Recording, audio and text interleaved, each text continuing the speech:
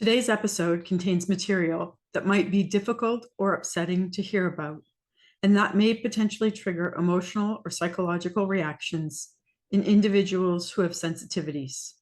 Listener discretion advised. Welcome, everyone. I'm Dana Peever, decision expert, author, speaker, and podcast host. You're listening to the Wildly Courageous Women podcast. More women than ever are faced with challenging decisions on a regular basis. I am so privileged to sit down with them to discuss exactly what they've gone through and how they've come out the other side, realizing their wildest dreams. I'm sure you'll be able to relate. And don't forget to stay to the end to take advantage of my latest free gift. Let's get started. Welcome to the Wildly Courageous Women podcast. I'm Dana Peever, decision expert. And as always, we're here talking about decisions that have been made in our lives that were courageous or impactful or changed the course of our life, or even one that we wish we could go back on. Today, I have Cindy J as my guest. Cindy is the Visibility Wiz, who guides coaches, speakers, and authors to thrive as they go up the ladder from being the best kept secret to a trusted and in-demand expert. She's also the best-selling author of Overcoming Dark Family Secrets, Journey from Worthless to Worthy, her story of overcoming a traumatic past to become a successful businesswoman. Cindy, thanks so much for joining me today. Thank you, Dana. It's a pleasure to be here. Thank you for having me. Absolutely. So before we get started, I want to remind all our listeners that I ask all my guests what their most favorite app is on their phone outside of social media. So you'll want to stay to the end to hear what Cindy has to say because we get some great suggestions. And you'll also want to stay to the end to get access to my latest freebie. Okay, Cindy, this is where we get started. We're going to take things step by step, and I really want you to set the stage for us as it relates to the decision that you've so graciously offered to share with us today. So, tell us the background, how old you were, where you were living, were you working, just set the stage for us. I was in my early 30s. I was married, had 2 kids. I worked in an office, and I thought, for a while, I just overcame some major illnesses. And to me, my life was really looking up. Fabulous. Fabulous. All right. So what transpired or what was put in your path to make you be in a position where you had some decisions to make? What happened first was my mother passed away suddenly, and which really rocked my world. Then exactly 1 week later, my husband, Earl, told me he did not love me anymore, but was going to stay with me for the kids. This spiraled me into what I call my hell years. Just so much stuff happened. And at first I was trying to do everything I could to make Earl fall in love with me again. Wow. But then I started contemplating, should I stay or should I go? Wow. And how long did you wind up contemplating? 5 years. Seems to be the case in big tough decisions like that, doesn't it? So if we go back, so I'm sorry to hear about your mother. That must have been a really sad time for you. But then to hear a week later that he shared this, I just feel like he wasn't someone who had a lot of empathy, or I don't know. My heart goes out to you in that moment. Yeah, there's like, it's all in my book that you mentioned, Overcoming Dark Family Secrets. But there's like a lot of things that just continued to happen. As I said, I had just overcame, I just had a hysterectomy, so I wasn't right hormonally balanced. Right. And then when my mother died, it put me in a tailspin simply because as a child, my father sexually abused me. He always kept me quiet by saying if my mother ever found out, it would kill her. She found out and then died 8 hours later of a massive heart attack. So it was like my past came back to haunt me like there was no tomorrow. Wow. Right. I felt like I killed her. So I was just in this horrible, horrible place, feeling guilty for her death, even though I'm not the one that told her. And logically it doesn't make sense, but in my head, I felt like I killed her, or in my heart. And then when Earl told me he didn't love me anymore, it was just so much pain that I didn't know how to survive. Like, I didn't know who I was. I didn't know what to do, who to trust, what to act. And within a 2-year period of my mother's death, we had my grandmother and my father died. And then we also had 5 other members of our immediate family die, including a brother-in-law who got murdered. So there is so much turmoil that I couldn't think straight. And as all this was happening, things were getting worse and worse and worse between Earl and I. And he would always threaten to leave me and the kids penniless. But then he would turn around and say, well, he was going to stay because it was his obligation. He married me for better or for worse. So he was going to stay for the kids, even though there was another woman involved. Oh my goodness. This story just keeps getting deeper and deeper. It's So a heavy story. it is, and my heart's already heavy. So you talked about spending about 5 years deciding whether you would leave him or not. Does that include the time frame that you were trying to woo him back or make him love you? It does. I was very religious at the time. And so I was very active in my church. And every time I would say something about what was going on, they would tell me that I could not leave him because it was against God's will. So if I left him, I would burn in hell forever. So I didn't want to burn in hell forever, but I didn't want to live with the turmoil, the constant yelling, the constant attacks, the walking on eggshells, not knowing what type of mood he was going to be in whenever he came home. There was one time where he yelled at me like 5 hours for something I had did 10 years prior. I mean, it was just crazy. Wow.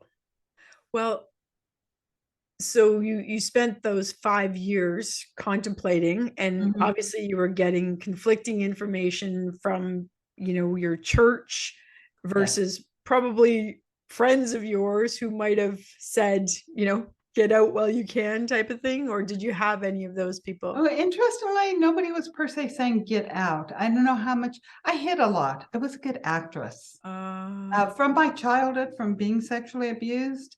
I always said my father, he was mentally, physically, and sexually abusive. Earl was a lot like my father, minus the sexual abuse. There wasn't really too much physical abuse, but there's definitely a lot of mental abuse. So I had been so controlled my entire life. Like, I didn't know who I was supposed to be, how I could make decisions for myself. How could I survive without a man protecting me? So that was all there. But also there's this part of me, this hope that I just sort of thought if Earl just loved me again, everything would be fine.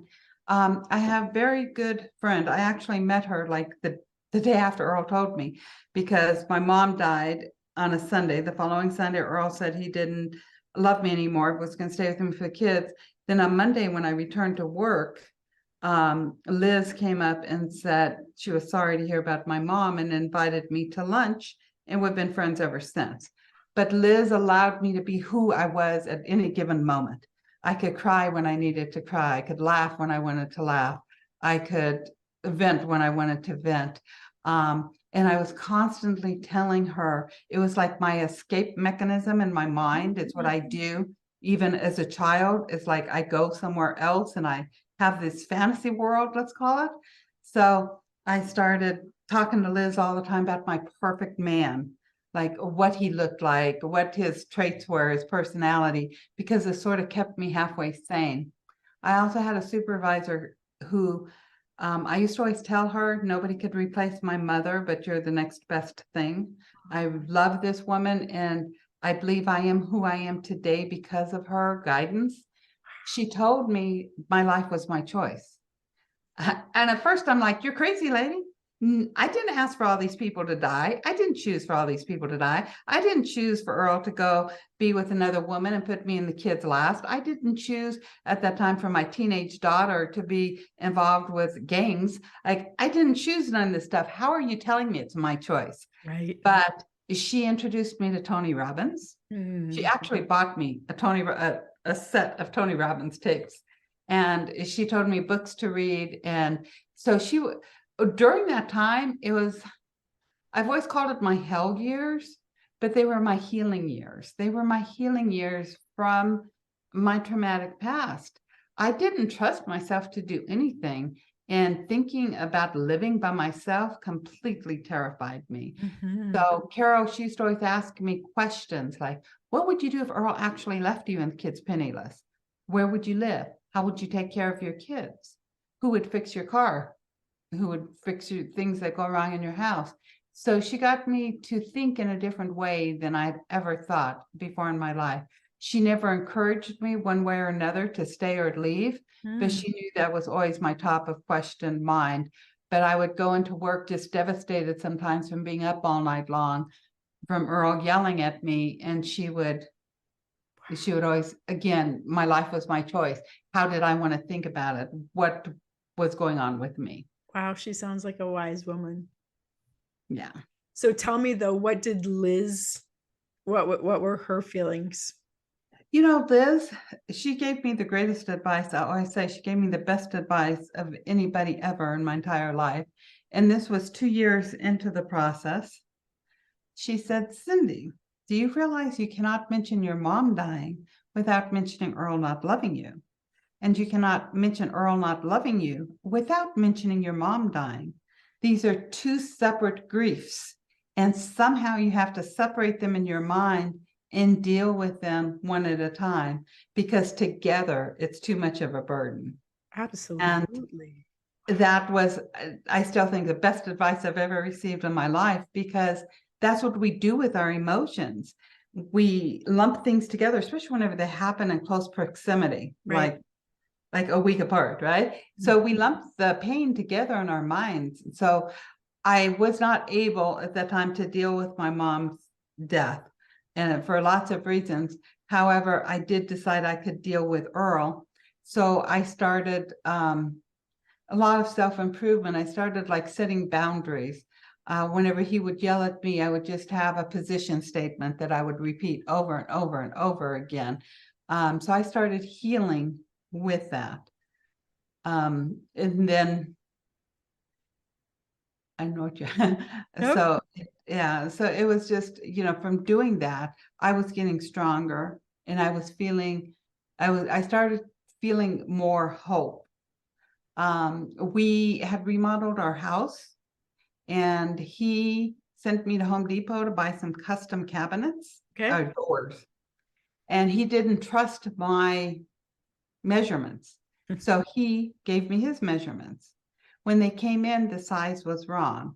Naturally, it was my fault because everything was my fault, but he forced me to get a second job. He said, I'm tired of paying for your mistakes, so you're going to get a second job to pay for this. Wow. And there I met there's these, I was a telemarketer. My first job, I worked in social services. My second job, I was a telemarketer. All right.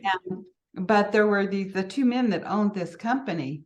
They constantly was telling me that anybody that loved me would not be treating me the way that Earl was treating me. Right. And again, they were boosting my ego, making me think that I was more valuable than just an object for men to use.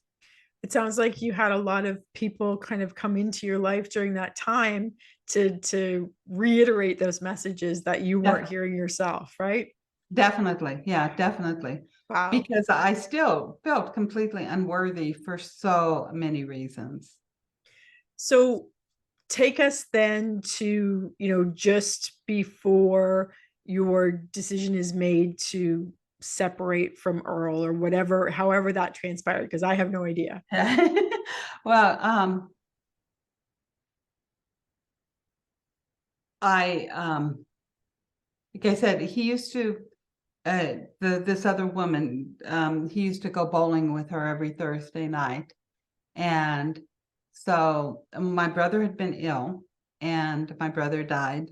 I phoned him up at the bowling alley and I said, my brother just died. He said, I'm sorry to hear that. He finished bowling. He got home about 2 o'clock in the morning. I called him at 5:30 in the evening. He got home about 2 o'clock in the morning and I was still crying. I'd actually been on the phone with Liz, like Liz all that night with Liz.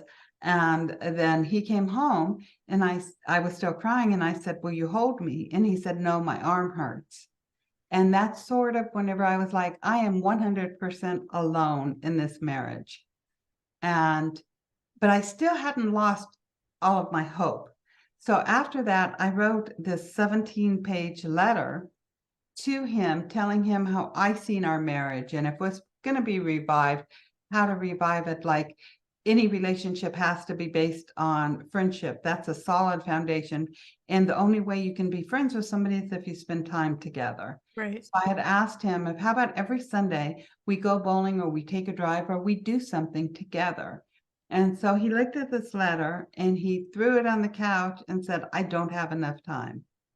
And that, I think, was sort of the straw that broke the camel's back. Like, if you don't have 2 or 3 hours a week to spend with me, and you're not even going to hold me when my brother dies, it was just sort of all a compilation there. And then Liz and I was shopping, and I found this book. And the name of the book was Should I Leave? And so I read the first page, and I was like, oh my God, I need to read this book. But it had 10 questions. And it said, if you answered yes to 3 of them, you was alone in your marriage. I answered yes to 9 of them. Wow. So that was like a really, really a solid sign that, yes, I needed to leave him. And it was difficult because I still had the church telling me I was going to burn in hell forever. And there was a period of time that I actually prayed and fasted for 7 days that Earl would die, because if he died, I would be free and I wouldn't burn in hell forever. Right. But I decided that my God wanted me to be happy and that he definitely did not want me to be mistreated the way I had been mistreated. Okay. Wow. And how old were your kids at the time? 16 and 17. Okay. Yeah. So I'm going to assume that you made a decision and to leave him, your yes. decision with Earl. Definitely made the decision to leave him. Okay. Yes. And so did you pack up and leave with the kids, or how did that all transpire? No, whenever I was reading this book, I really started learning a lot more about toxic relationships, abusive relationships. I started seeing more of the physical that he did that I had never thought of, like, because he never, quote unquote, beat the crap out of me. Mm-hmm. But he used to take my robe and put me like this and lead me around the house, which that's definitely like physical abuse, but I didn't think of it. Wow. After my mom died, I was standing in the kitchen crying and he was holding me. And I said, I wished you could make it go away. And he shoved me 20 feet across the room. So there was physical, but in my mind, I hadn't put it together completely. Right. But it's said that whenever men feel like they're in control of the woman and then the woman tries to leave, that's the most dangerous time. More women are killed in domestic violence whenever they're trying to leave the situation. So I really followed everything that this book told me to do. It told me to, to like have a, like I rented an apartment. I put half of the money in a bank account for me. I had everything like ready so that, and I had a code. I also had a code that my kids knew. My kids were great during the whole process. They knew I was leaving and they were great, but I had a code like, hey, if I ever say this word, you call the cops. And then I had a code with this was pre-cell phone day, so it was a little bit different. Mm-hmm. But I had everything in place. But when I told him, it was really pretty amicable, a lot more amicable than what I ever would have thought. Wow. He even helped us move to the apartment. So it was good. However, I still had a lot of scars after that. I'll bet. I'll bet. And it's something to me like the best ending. And whenever people read my book, they're always like, my favorite chapters whenever you met Mike. I met Mike within a year of leaving Earl. And Mike has every single quality that I talked to Liz about for so many years Of of my course he perfect. does. But when we had been dating a few months, and this was whenever people really started using the term mental abuse. And I thought, that's the biggest bunch of hogwash I've ever heard. Like, Okay. yes, I was physically abused, I was mentally abused, or sexually abused by my father. I claimed that, but I wouldn't claim mental abuse from either my father or Earl. So Mike and I was sitting in a truck, and in his truck, and we were drinking these 32-ounce sodas, and I spilled it all over Mike's truck. Mike jumped out of the truck and started, grabbed some rags and started cleaning it up because it was all on the driver's side. I curled up into a ball on the passenger side and started saying, I'm sorry, I'm sorry, I'm sorry, I'm sorry. I was just rocking and chanting, I'm sorry, I'm sorry. And Mikey looked at me with the most bewildered look I've ever seen in my life and said, baby, you have nothing to be sorry about. And I started sobbing because I was not used to be treated with respect. Basically, I wasn't used to be treated nice. Had I been called names, I could have accepted that, but I wasn't used to the niceness. Right. Mike sat in that wet, sticky seat for 3 hours and held me while I sobbed and sobbed and sobbed. And that's really when I knew that I was so far into the forest I couldn't see the trees. So whenever I really knew I was so mentally abused that I couldn't even accept being treated nice. So conditioned. Mm-hmm. And Very it's conditioned. when it's something that you're not even aware of, that had to be just such a trying episode for you to, see the juxtaposition between how you'd been treated all your life, and then this knight in shining armor comes along and treats you like a human being. Yeah, and he's cute because he always forced me to make decisions. I mean, I was so used to being controlled. Like I called up Mike one time and I go, I don't feel good. Should I stay home from work? And he goes, why are you calling me? How old are you? But he always he would not make decisions for me. I mean, even the smallest decisions. And I mean, now he does a little bit, like, especially if I just say, hey, you make the decision. But I've never trusted a man the way I trust my husband. And I know that he has my best interest at heart. Wow. Wow. So it has a really happy ending. It sure does. It sure does. And I feel like, you've shared almost a few decisions, because I believe that the big decision was to ultimately and finally leave your first husband. Mm-hmm. But then obviously there were some decisions in there that you either made consciously or subconsciously.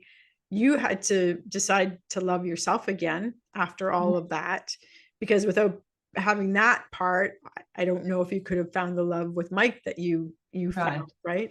And then Exactly. the decision to obviously, it sounds like, spend your life with him happily ever after. Yes.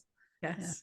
Well, Yeah. congratulations for that. Talking about the love part, Mhm. if I were to do anything at all different, that is it, because I really truly did not love myself or know how to love myself, Wow. because my father was not a good person. I mean, my book triggers a lot of people. I did not want my book to just end whenever the abuse ends. So I go through all my healing, and I have lots of exercises of how I healed and started feeling worthy. But self-love was not a concept that I could grasp for so many reasons. Wow. So, if I could do anything differently, it would be to really, truly love myself long time before I did. How long do you think it actually took? A long time. It took me a very long time to make peace with my mother's death. But I had a coach, and we were at a retreat, and she was talking about self-love, and like she had us, like, I don't know, she took us through through some sort of meditation, but I just started sobbing uncontrollably because I still was having a hard time like loving myself and totally like, and she said, okay, she goes, close your eyes, picture Mike, feel Mike's love for you. I mean, she knew exactly how to tap in. Mhm. And she's like, Mike's not here. So the love that you're feeling for yourself is your own self-love. And it was a huge, really impactful moment because, you know, it took me a long time to really be able to accept myself and to feel worthy. I had so many, my daughter puts it the best. She said, you were taught to lie from the day you was born. So with all these lies that you believed your entire life because you had to, I always had to act like my dad was a good person. I always had to act like Earl was a good person. Like, let's hide all this ugliness and act like it doesn't exist. Right. In the name of self-preservation almost, right? Right. And so, you know, I mean, some of the things that my father did and said to me were like, they're shocking, you know, but it was like no wonder that I was conditioned that way. And Earl like had the same temper. I remember telling him once, you remind me of my father. And he screamed at me, don't ever compare me to a child molester. But what's interesting is, you know, I remember telling him, there are so many more aspects to my father's personality. And actually, the mental abuse from my father screwed me up way more than the sexual or physical abuse. The Wow. sexual abuse, I learned how to escape. I learned how to go to my head and deal with it, and then it went away. The physical abuse, the bones healed, the bruises went away. But that mental abuse screwed with me for most of my life. Wow. And it took me years, and there's probably still layers there. You know, I don't know that anybody's ever 100%, but I've definitely healed enough that that I've chosen, like Carol told me, that my life was my choice. Mhm. And so I learned how to live my life my way. I learned how to build a fun and profitable business my way, being true to who I am and what I want versus doing what everybody else tells me to do. And, you know, some people, it takes a lifetime for them to learn that, right? Or, And yeah, or never. right, right. And I'm glad that you were able to do that with still a long runway to be able to now serve and help others. So Yes. help us understand what you do now, you know, to help other people. I became a life coach years ago in 2009, but at first I was a divorce coach. I loved helping people uh, create a new life, create a new and happy life. You know, I loved helping people create a life of their choosing. Um, but what happened was because I lived in a very remote area, all of my visibility had to be online. So people started asking me, Cindy, how did you get on Huffington Post? How'd you get on Prevention? How'd you get on Fox? How'd you get on AOL? You know, can you show me how to do the same thing? Right. So I sort of morphed into being the Visibility Wiz. So what I do now is I help uh, coaches, authors, speakers, small service-based online business owners get the visibility, get in front of their ideal target audience, Right. to where their ideal clients are, to where they can attract clients versus just going out there. I have a motto: visibility plus influence equals profits. Okay. So first you have to get in front of your ideal audience. Then you have to know how to influence them, which is completely different than manipulation. Like, I was talking with a client early and she's just like, I just don't, I'm giving them something for free and I don't like asking them to buy it. And I'm like, but if you never tell anybody to have something for sale, nobody's never going to buy it. That's right. Right. But, and I was even telling her, I'm like, you know, it's not, you're not shoving it down their throat. You're not manipulating them. And whenever you marry those two, you can be profit. So I like helping people overcome the blocks that are preventing them from building their own fun and profitable business. Wow. So if people are interested in learning more, where can they find you? They can always go to cindyjholbrook.com, which is my website. Okay. And Great. And will you have a link for anything for them that we Um, can share? yes, I do have a free ebook, a free report, whatever you want to call it. Okay. But it's called 5 Keys to Feel Worthy of Success. And this is good for you, whether you're a business owner or not. Okay. I have exercises in there for you to do to really hone in on your success and to claim your success. I have in there what I call your own personal Bill of Rights, which I'm in America. I know you're in Canada, but we have our Bill of Rights here in Right. America. And so I said, I have my own personal, and I tell you to create your own personal Bill of Rights. Like you have the right to be treated with respect. You have the right to be loved. You have the right to like what you like. Like Earl used to always tell me I was stupid because I like UFO shows. And it's like, I like them. I still like them, right? But it doesn't mean I'm stupid. Nope. So it's like you have the right to like. So it's a lot of things for you to discover parts of you that you may not know, and to really start developing that you are worthy of success just for being. Wow. You was born a very innocent, worthy person, and stuff that happens to you in your life screws that up. And so remember, you are worthy and you are here for a reason, and you have gifts that you can share with the world. Wow. It sounds like it's a mechanism to give permission to be authentic almost. Yeah. Oh, It's hard. Sometimes it's really hard. it You is. know, we listen sometimes to so many people. I went to this conference once, and the woman I was rooming with said, Cindy, that sweater makes you look so fat and frumpy. You should never wear it in public. If I was you, I'd only wear it at home. And like, what woman wants to be called fat and frumpy, right? None. So I like I would not wear that sweater outside for a couple of years. And one day it was a little chilly outside and I had some errands to run. I went to 4 or 5 different places. Every place I stopped, somebody stopped me and said, oh my God, you're so beautiful. And that sweater just is perfect on you. And it makes you look so beautiful. And I thought, why am I allowing one person's opinion to dictate what I am wearing? And so what I did was I went home, had my husband take a full-length picture of me wearing the sweater, and I sent it to my entire email list. Perfect. And maybe that was because of your history where you listen to your dad and then you listen to Earl, right? You definitely heard this woman's words, and it stuck with you.